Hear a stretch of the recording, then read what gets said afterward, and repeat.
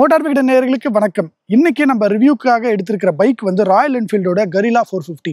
Gorilla அப்படின்னு சொல்லக்கூடாதா, கரிலா அப்படின்னு சொல்லணுமா? ஸோ GO இல்லை. ஸோ கரிலா 450யோட ஃபுல் ரைட் ரிவ்யூ தான் இந்த வீடியோவில் நம்ம இப்போ பார்க்க போகிறோம்.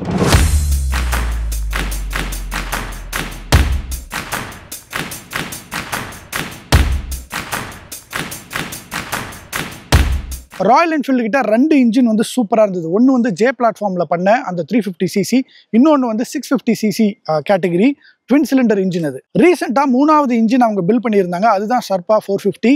அந்த இன்ஜினில் தான் ஹிமாலயன் அப்படிங்கிற ஒரு வெஹிக்கிளை வந்து லான்ச் பண்ணியிருந்தாங்க. அதோட ரிவ்யூவும் நம்ம வந்து இன்டெப்த்தாக கவர் பண்ணியிருந்தோம். அந்த இன்ஜினை கொண்டு இப்போ வந்து கரிலா 450 அப்படிங்கிற இந்த வெஹிக்கிளையும் வந்து லான்ச் பண்ணியிருக்காங்க.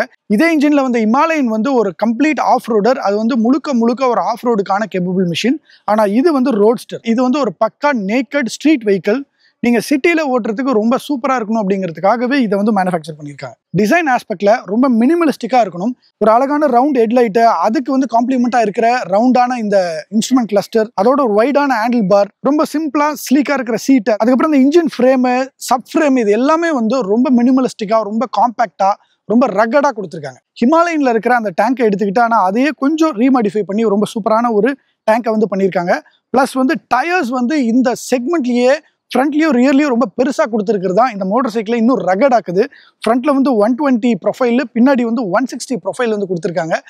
சூப்பர் பைக்குக்கு போடுற சைஸ் தான் இந்த டயர்ஸோட சைஸு. இது வந்து சியட்லேருந்து ரொம்ப பிரத்யேகமாக கொடுத்துருக்காங்க. அதனால தான் இந்த மோட்டர் சைக்கிளில் டேங்க்கு, இன்ஜின், அப்புறம் வீல்ஸ், இதுதான் ரொம்ப பிரதானமாக தெரியும். இது எல்லாமே ரொம்ப ஷார்ட்டாக இருக்கிற மாதிரி இருக்கும். அதுதான் வந்து ரோட்ஸ்டர் அப்படின்னு சொல்லுவாங்க.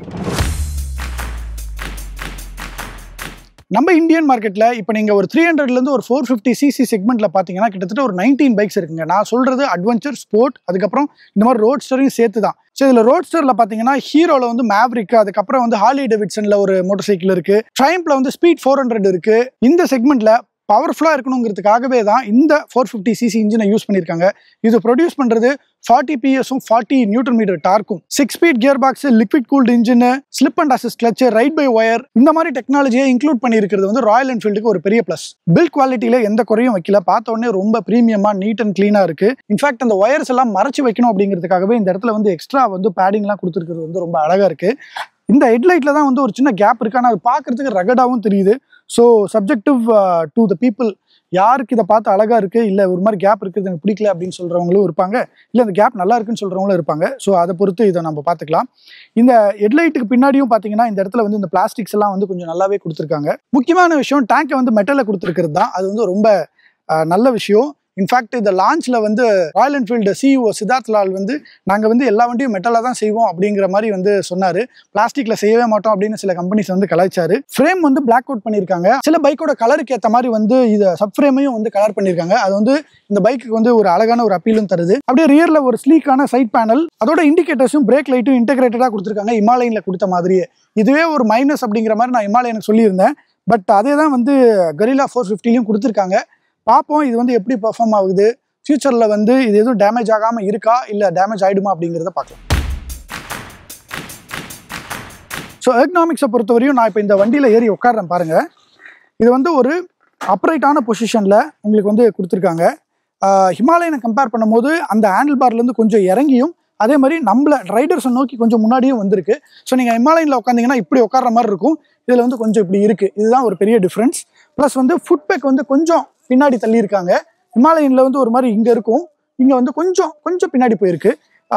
ஒரு லைட்டாக ஒரு ஸ்போர்ட்டினஸ் கொடுக்கணும் அப்படிங்கிறதுக்காக வந்து இதை பண்ணியிருக்காங்க. ஓவராலாக அப்ரைட் ரிலாக்ஸான ரைடிங் பொசிஷன் தான், ஆனால் கொஞ்சம் கமாண்டிங்காக இருக்கும். அதோட இன்ஸ்ட்ருமெண்ட் கிளஸ்டர் பார்த்தீங்கன்னா ஹிமாலயனில் இருக்கிற அதே இன்ஸ்ட்ருமெண்ட் கிளஸ்டர் தான், fully 4-inch digital TFT digital instrument cluster. ஆனால் இதில் பேஸ் வேரியண்ட்டில் வந்து உங்களுக்கு அனலாகும் கிடைக்குது. நீங்கள் மிட்டியாரில் இருக்கிற அந்த இன்ஸ்ட்ருமெண்ட் கிளஸ்டர் வந்து இதில் பார்க்கலாம். அதை நீங்கள் வந்து வாங்குறீங்க அப்படின்னா உங்களுக்கு வந்து எக்ஸ்ட்ராவாக வந்து நேவிகேஷன் பாடும் வந்து கிடச்சிரும். அதுவும் நீங்கள் வந்து எக்ஸ்ட்ரா ஆக்சசரியாக நீங்கள் இன்சர்ட் பண்ணிக்கலாம். இன்னொரு முக்கியமான விஷயம், எக்னாமிக்ஸ்னு வர்றப்ப டயரோட சைஸ் வந்து ஹிமாலயனை கம்பேர் பண்ணும்போது இது கம்மியாக இருக்கிறதுனாலையும், ரெண்டு இடத்துலையும் 17 inch இருக்கிறதுனாலையும் இதோடைய ஹைட், ஓவரால் சீட் ஹைட் வந்து குறைஞ்சிருக்கு, 780 mm தான். ஸோ அதனால் எனக்கு இந்த வெஹிக்கிள் வந்து ரொம்பவே பிடிச்சிருக்கு. ஏன்னா வந்து ரொம்ப ஈஸியாக காலை வந்து கீழே வச்சிட முடியுது ஸ்ட்ரைட்டாகவே. அதனால வந்து இந்த வெஹிக்கிளை வந்து ஸ்ட்ரீட்ல ஹேண்டில் பண்றதுக்கு ரொம்ப சூப்பரா இருக்கு இமாலயனை கம்பேர் பண்ணும்போது. ஆனா கிரவுண்ட் கிளியரன்ஸ் வர்றப்ப இமாலயனை விட கம்மி தான். நான் ஏன் இமாலயனை கம்பேர் பண்றேன்னா, இமாலயனோட சேசியும் அதோடைய இன்ஜினையும் எடுத்திருக்கிறதுனால தான் நான் கம்பேர் பண்றேன். அப்படி இல்லை அப்படின்னா ரோட்ஸ்டர் செக்மெண்ட்ல கம்பேர் பண்ணும்போது இது வந்து 169 mm கிரவுண்ட் கிளியரன்ஸ் இருக்கு. அது உண்மையிலே ரொம்ப போதுமான கிரவுண்ட் கிளியரன்ஸ் தான். அதை வச்சுக்கிட்டு நம்ம ஈஸியாக நம்ம ஊரில் இருக்கிற குண்டும் குழிகளை வந்து ஹேண்டில் பண்ணிடலாம். சஸ்பென்ஷன் செட்டப்பில் இமாலயனில் இருக்கிற அதே சஸ்பென்ஷன் தான் யூஸ் பண்ணியிருக்காங்க. ஆனால் இமாலயனில் வந்து அப்சைட் டவுன் ஃபோக்கு, இதில் வந்து டெலஸ்கோபிக் ஃப்ரண்ட்டில், ரியரில் அதே செட்டப் தான் யூஸ் பண்ணியிருக்காங்க. ஆனால் இதோட ட்ராவல் வந்து கம்மியாக இருக்குது. ஹிமாலயனில் ஃப்ரண்ட் அண்ட் ரியர் ரெண்டுத்துலையுமே 200 mm வந்து ட்ராவல் ஆகும். இதில் வந்து ஃப்ரண்ட்டில் வந்து 140 mm ரியரில் 150 mm ட்ராவல் ஆகுது. நான் ரைட் பண்ணுறப்ப இந்த சஸ்பென்ஷன் ரொம்பவே சாஃப்டாக இல்லை அப்படின்னாலும் கண்டிப்பாக இந்தியன் ரோட்ஸை ஹேண்டில் பண்ணுறதுக்கான சஸ்பென்ஷன் இருக்குது. இதில் சில பேட்ரோல்ஸையோ ஸ்பீட் பிரேக்கர்ஸையோ நான் கடந்து போகிறப்ப எனக்கு வந்து பெரிய இம்பாக்ட் ஏற்படுத்தலை. ரொம்ப ஸ்மூத்தாக தான் போயிட்டு வருது. அடிஷனலாக இந்த டயரோட சைஸ் பெருசாக இருக்கிறதுனால ரோடில் ஓட்டுறப்ப இதோடைய ஸ்டடினஸ் வந்து ரொம்ப சூப்பராக இருக்குது. நீங்கள் ஒரு குழியில் விட்டு எடுத்துகிட்டு போகிறப்ப லைட்டாக வந்து ஒரு இன்ஸ்டபிலிட்டி வரும் இல்லைங்களா மோட்டர் சைக்கிளில், அது வந்து இந்த டயர் சைஸ் பெருசாக இருக்கிறதுனால அந்த இன்ஸ்டபிலிட்டி இல்லை. ரொம்பவே ஸ்டெடியாக ஈஸியாக வந்து நம்ம மெனூர் பண்ணி போக முடியுது. அந்த வகையில் ரொம்ப கான்ஃபிடென்ட்டாக இந்த மோட்டர் சைக்கிளை ஓட்ட முடியுது. பிரேக்கிங்கை பொறுத்தவரையும் டூவல் சேனல் ஏபிஎஸ் கொடுத்துருக்காங்க. இது வந்து சுவிட்சபிள் ஏபிஎஸ் கிடையாது. ஸோ அதனால் வந்து ஆல் டைம் ஏபிஎஸ் ஆனில் இருக்கும். ரெண்டாவது இந்த டயர் வந்து சிஎட் பிரத்யேகமாக இந்த வெஹிக்கிளுக்காகவே தயாரிச்சிருக்காங்க. இன்னும் இது மார்க்கெட்டுக்கு வரல. மார்க்கெட்டுக்கு வர்றப்ப இதோட பிரைஸ் என்னவா இருக்கும் அப்படிங்கிறதும் நம்ம கவனிக்க வேண்டியதாக இருக்கு. கிரிப் வைஸ் பார்க்குறப்ப உண்மையிலே ரொம்ப சூப்பராக இருக்குங்க. சிஎட் எனக்கு தெரிஞ்ச ஒரு சாஃப்ட் காம்பனண்ட்டாக வந்து இந்த வெஹிக்கிளுக்காகவே ரொம்ப பிரத்யேகமாக பண்ணியிருக்காங்க. இந்த டயரில் இருக்கிற பேட்டர்ன்ஸும் இந்த வண்டியோட ஓவரால் வெயிட் அண்ட் கிரிப்பும் என்ன ரொம்ப கான்ஃபிடென்ட்டாகவே சிட்டிக்குள்ள ஓட்ட வச்சுது. ஃப்ரண்ட் அண்ட் ரியர் வீல்ஸோட சைஸ் வந்து ஒரே மாதிரி இருக்கிறதுனால தான் இதை வந்து நம்ம ரோட்ஸ்டர்னு அக்செப்ட் பண்ணிக்கிறோம். இதுவே ஃப்ரண்ட் வீலோட சைஸ் வந்து 17க்கு பதிலாக 19 கொடுத்துருந்தாங்கன்னு வச்சுக்கோங்களேன், இது அழகாக ஒரு ஸ்கிராம்பிளர் அப்படின்னே சொல்லலாம். ஸ்கிராம்பிளருக்கான எல்லா குவாலிட்டியும் இந்த மோட்டர் சைக்கிள் இருக்குங்கிறது தான் வந்து ஒரு நல்ல விஷயம். இந்த மோட்டர் சைக்கிள் ரைட் பண்ண ஆரம்பித்த உடனே நான் ஃபர்ஸ்ட் ஃபீல் பண்ண விஷயம் என்னன்னா இதோட பவருங்க. இது லோ அண்ட் டார்க் வந்து ரொம்பவே சூப்பராக இருக்குது. நான் இமாலயனில் எது மிஸ் பண்ணணும் அது வந்து இதில் வந்து ரொம்பவே சூப்பராக இருக்குது. ஃபர்ஸ்ட் கியர் போட்டு லைட்டாக த்ராட்டில் பண்ணிங்கன்னா அப்படியே சீறிட்டு போகுது. அதுக்கு காரணம் இமாலயனை விட 11 kg இது கம்மியாக இருக்குது. அதுவே உங்களுக்கு வந்து ஒரு பெர்ஃபார்மன்ஸை வந்து பூஸ்ட் பண்ணும். ஏன்னா வந்து ஹிமாலயன் இன்ஜின் தான், அதில் ப்ரொடியூஸ் பண்ணுற அதே 40 bhp 40 Nm டார்க். ஆனால் 11 kg கம்மின்ன உடனே என்ன மாதிரியான ஒரு பெர்ஃபார்மன்ஸை வந்து இது டெலிவர் பண்ணணும்னு யோசிச்சு பார்த்துக்கோங்க. அதோட ரியரில் இருக்கிற ஸ்ப்ராக்கெட்ல டீத்தை கம்மி பண்ணியிருக்காங்க. இதனால இதோட பெர்ஃபார்மன்ஸ் வந்து கொஞ்சம் ஆல்ட்ரா இருக்கு. ராயல் என்ஃபீல்டு என்ன சொன்னாங்கன்னா இமாலயனை விட இதில் வந்து நீங்கள் அதிகமான லோ அண்ட் டார்க்கும் ஒரு கிரட்ஜும் வந்து கண்டிப்பாக ஃபீல் பண்ணுவீங்க அப்படின்னு சொன்னாங்க. அதை நான் ரைட் பண்ணுறப்ப ரொம்ப சூப்பராகவே ஃபீல் பண்ணாங்க. ஹிமாலயன் ரிவ்யூ பண்ணுறப்ப அதில் வந்து நான் டாப் ஸ்பீடு ஒரு 150 160 வரையும் போயிருந்தேன். இதில் என்னால் டாப் ஸ்பீடு வந்து ஒரு 142 143 தான் போக முடிஞ்சுது. அதுக்கு மேலே நான் புஷ் பண்ணலை, ஏன்னா ஓப்பன் ஹைவே எனக்கு கிடைக்கல. பட் 140 145 தான் இது மேக்ஸிமம் போகக்கூடிய ஒரு மோட்டர் சைக்கிளாக இருக்குது. உங்களால் 80 to 100 வந்து ரொம்ப ஸ்மூத்தாக ரைட் பண்ண முடியும். ஒரு 100லேருந்து ஒரு 120ல் ஒரு லைட்டாக வைப்ரேஷன் வருது. ஆனால் ஆப்வியஸ்லி ஒரு சிங்கிள் சிலிண்டர் இன்ஜினுக்கு கண்டிப்பாக அந்த வைப்ரேஷன் வரதான் செய்யும். ஆனால் அது 100லேருந்து 120ல் வர்றது தான் எனக்கு கொஞ்சம் கஷ்டமாக இருக்குது. ஆனால் அந்த வைப்ரேஷன் டாலரேட்டே பண்ண முடியாத வைப்ரேஷன்லாம் சொல்ல முடியாது. ஓரளவுக்கு டாலரேட் பண்ணிக்கலாம். பட் அது இல்லாமல் இருந்தால் இன்னும் நல்லா இருந்திருக்கும். மைலேஜ்னு வர்றப்ப இது வந்து 30 km/லிட்டர் வந்து இவங்க கிளைம் பண்ணுறாங்க. நாம் அதை டெஸ்ட் இப்போதைக்கு பண்ண முடியல. ஆனால் ஒரு லாங் ரைடு எடுத்துகிட்டு போய் டெஸ்ட் பண்ணுவோம். இதில் ரைடிங் மோட்ஸ் இருக்குது, எக்கோ அண்ட் பெர்ஃபார்மன்ஸ்னு சொல்லி. இதில் எக்கோ மோடில் போட்டால் இவங்க சொல்கிற அந்த மைலேஜ் வரதுக்கான வாய்ப்பு இருக்குது. ஆனால் பெர்ஃபார்மன்ஸ் மோடில் கண்டிப்பாக இதோட மைலேஜ் கம்மி ஆகும். ப்ரைஸிங்னு வர்றப்ப காம்படிட்டர்ஸை கம்பேர் பண்ணும்போது ரொம்ப காம்படிட்டிவாக இதை வந்து வச்சுருக்காங்க. இந்த செக்மெண்ட்டில் இருக்கிற மோட்டர் சைக்கிள்ஸ் எல்லாமே வந்து பார்த்தீங்கன்னா ஒரு 2.3 2.4 2.5 அந்த ரேஞ்சில் தான் இருக்குது. ஆனால் காம்படிஷனில் இருக்கிறவங்க எதை வச்சு ப்ளே பண்ணுறாங்கன்னா இதோட பவர் டெலிவரி, இதோடைய ஃபீச்சர்ஸ் அண்ட் டெக்னாலஜி, இதை வச்சு தான் வந்து காம்படிஷனில் நாங்கள் தான் பெஸ்ட் அப்படின்னு சொல்லிட்டு இருக்காங்க. அந்த வகையில் ராயல் என்ஃபீல்டு வந்து தேவையான ஃபீச்சர்ஸ், டெக்னாலஜி, அதுக்கப்புறம் வந்து பவர் எல்லாத்தையும் வந்து இந்த இன்ஜினில் கொடுத்து நீட்டாக நாங்கள் தான் பெஸ்ட் இந்த செக்மெண்ட்டில் அப்படிங்கிறத சொல்லியிருக்காங்க. பொறுத்திருந்து தான் பார்க்கணும் மார்க்கெட்டில் இது வந்து எந்த அளவுக்கு பெர்ஃபார்ம் பண்ண போகுது அப்படின்னு. காம்படிஷனை கம்பேர் பண்ணும்போது இதோடைய பெஸ்ட் அப்படின்னு சொல்லணும்னா இதோடைய சைஸ் தாங்க.